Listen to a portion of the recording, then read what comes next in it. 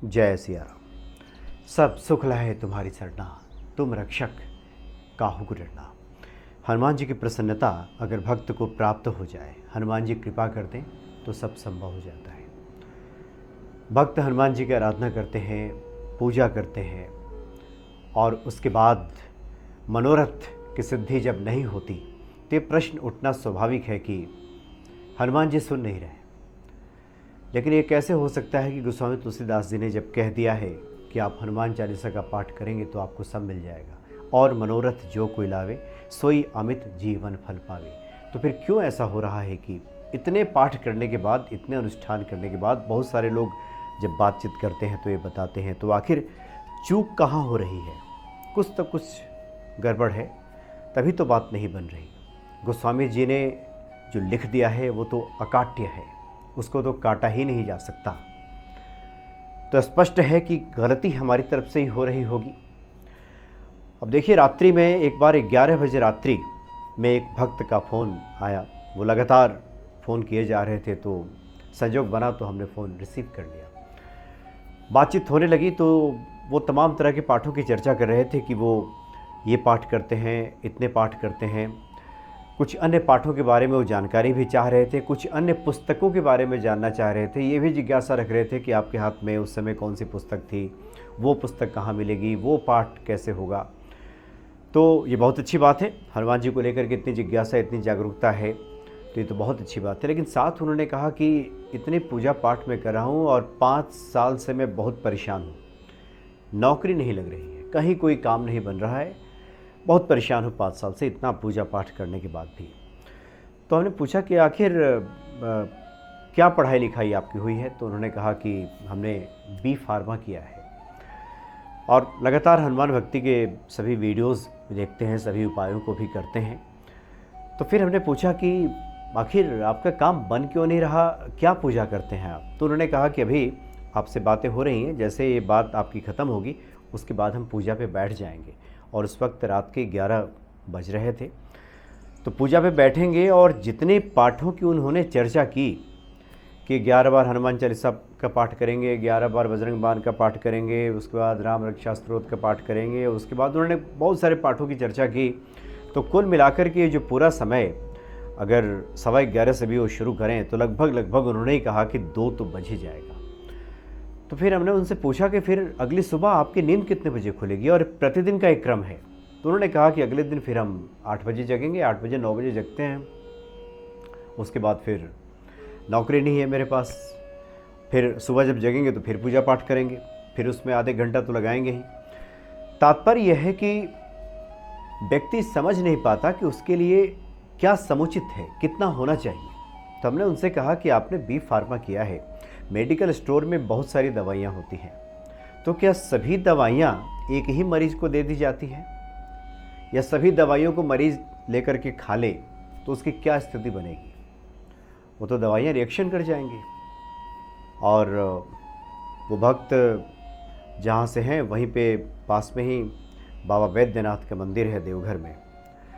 तो बाबा वैद्यनाथ जो कि वैद्यों के नाथ हैं, तो एक जो सच्चा वैद्य है, जो डॉक्टर है, वो ये बताता है कि हमारे लिए कौन सी दवा उचित है, कितनी मात्रा में खानी चाहिए, या फिर हमारा स्वयं का विवेक कुछ ऐसा हो जिससे कि हम समझ सकें कि हमारे लिए क्या उचित है।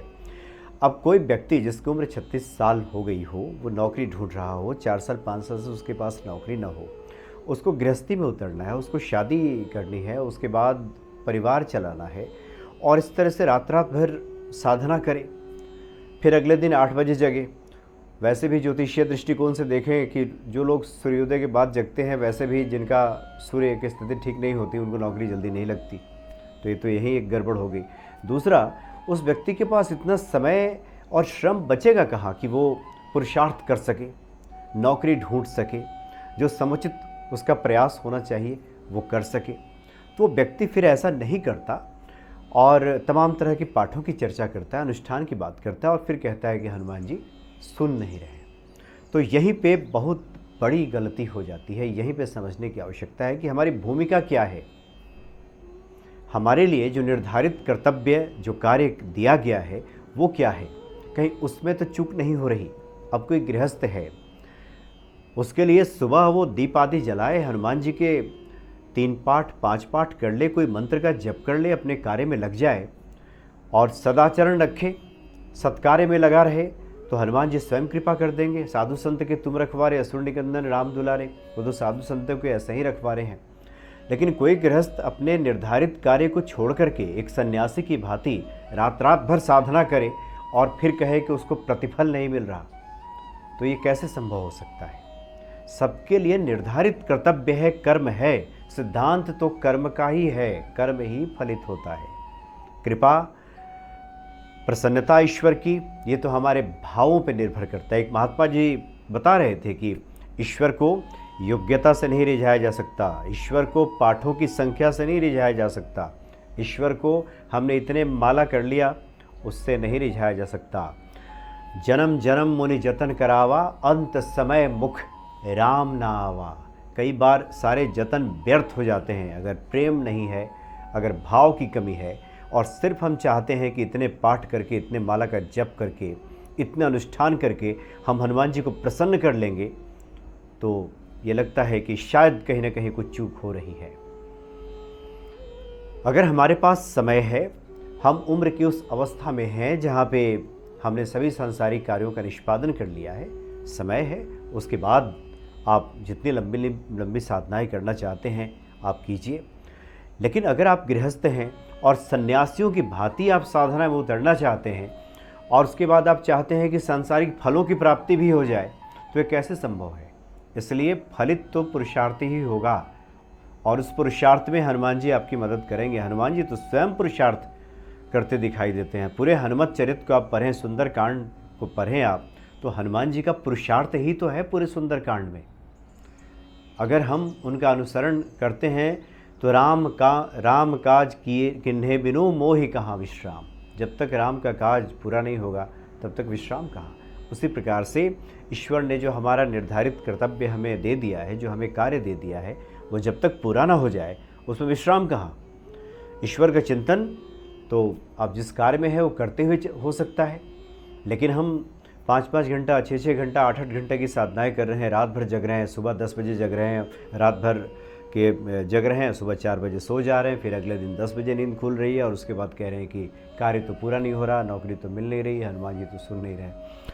तो ये कहीं ना कहीं इसमें चूक हो जा रही है।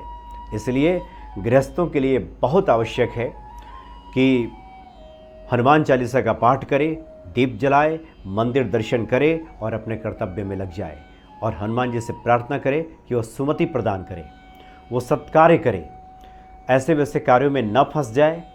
तो उसके बाद हनुमान जी स्वयं उसकी मदद करते हैं, रक्षा करते हैं, उसका विवेक जागृत हो जाता है और सब चीज़ें साफ दिखाई देने लगती हैं। नहीं तो उसे लगेगा कि ये पाठ हमने कर लिया तो वो पाठ छूट गया, वो उपाय किया तो ये उपाय छूट गया, कहीं ये नहीं करेंगे तो ईश्वर कहीं इससे नाराज़ न हो जाए, और इसी उधेड़ बुन में व्यक्ति लगा रहेगा। इसलिए मूल मंत्र यही है कि जो भी हमारी भूमिका है उस भूमिका का हम सही प्रकार से निर्वहन करें। अगर हम विद्यार्थी हैं तो सुबह जग करके भगवान सूर्य को जल चढ़ा करके एक हनुमान चालीसा का पाठ करके अपने विद्या अध्ययन में लग जाए तो हनुमान जी कृपा कर देंगे, आपका कल्याण हो जाएगा। अगर आप व्यवसायी हैं, सुबह आपने हनुमान जी का सुमिरन किया, उनका पाठ किया और उसके बाद अपने कार्य में डट गए, लग गए और पूरी ईमानदारी निष्ठा के साथ अपने कार्यों का आप निर्वहन कर रहे हैं, रात्रि में लौट करके आइए, थोड़ा समय बचता है, हाथ पैर धो करके एक बार पुनः हनुमान जी को याद कर लीजिए और फिर आप रात्रि विश्राम कीजिए। हनुमान जी उसी मदद करेंगे। जो सन्यासी हैं उनके लिए भांति भांति की साधनाएं होती हैं और वो साधना करते हैं। या गृहस्थों को जब साधना करने की आवश्यकता जब होती है तो समय समय पे एक समय बनाया जाता है कि 11 दिन की हम साधना करेंगे, 21 दिन की साधना करेंगे और पुनः उतने दिनों तक हम शुचिता का पालन करेंगे, थोड़ा सा अपने प्रमुख कर्तव्यों से अपने को अलग रखेंगे और फिर हम साधना करेंगे और इस साधना जब पूर्ण हो जाएगा तो पुनः अपने कार्य में हम डट जाएंगे। जो निर्धारित हमारा कर्तव्य है उस कर्तव्य को हम पूरा करेंगे। प्रभु राम, योगेश्वर श्री कृष्ण सभी पुरुषार्थ करते दिखाई देते हैं। हमारे सभी देवी देवता पुरुषार्थ करते हैं। जिस ईश्वर के भ्रेकुटी के संचालन मात्र से इस सृष्टि का लय हो जाएगा, उस रावण को मारने के लिए, पुरुषार्थ करने के लिए भगवान स्वयं इस धरा पे आ रहे हैं प्रभु राम के रूप में। भगवान श्री कृष्ण का अवतरण हो रहा है और उस पुरुषार्थ को छोड़ करके उसके बाद हम कहें कि रात भर हम साधना कर रहे हैं और अगले दिन कहें कि हनुमान जी तो सुन ही नहीं रहे, मेरी तो नौकरी नहीं लग रही, हम तो विद्यार्थी हैं, हम तो परीक्षा में सफल ही नहीं हो पा रहे हैं। तो कर्तव्य तो आपको करना होगा, उस पुरुषार्थ को करना होगा, और उसके बाद जब आप हनुमान जी की शरण में जाएंगे, उनसे जब मदद मांगेंगे तो पूर्णतः वो आपको मदद करेंगे, आपको बरकत देंगे, सफलता प्रदान करेंगे। इस भाव से इस पूरे जो चर्चा है इस पर ध्यान देने की आवश्यकता है। और जब भी हम हनुमान जी की शरण में जाएं, अपनी भूमिका अगर स्पष्ट नहीं हो पा रही है तो उन्हीं से प्रार्थना करें कि प्रभु आप स्पष्ट कर दीजिए, मेरे मन में, मेरे अंदर विवेक बुद्धि जागृत हो जाए कि मुझे पता चल जाए कि मुझे क्या करना है और क्या नहीं करना है। तो जैसे ही विवेक बुद्धि आपके भीतर जागृत होगी, हनुमान जी कृपा तुरंत उतर जाएगी। हनुमान जी तो कृपा कर रहे हैं, हर किसी की सुन रहे हैं, हम ही हैं कि पात्रता विकसित नहीं कर रहे हैं, उस कृपा को लेने के लिए तैयार ही नहीं है, पात्र ही नहीं बना पाए खुद को, तो कृपा से वंचित रह जाते हैं। इसलिए हनुमान भक्ति पे जितने सारे वीडियोस आप देखते हैं, इसका एक ही उद्देश्य होता है कि हनुमान जी के प्रति भक्ति और प्रेम बढ़ जाए, हमें क्या करना चाहिए क्या नहीं करना चाहिए इसकी समझ पैदा हो जाए, और उसके बाद हनुमान जी चारों पुरुषार्थ आपको प्रदान कर देंगे, धर्म, अर्थ, काम और मोक्ष, इसका पूरा संतुलन जीवन में दिखाई देगा, जीवन में बैठ जाएगा। हनुमान जी परम दयालु हैं, बहुत दयालु हैं, सब संभव है उनकी कृपा से। जय सिया राम।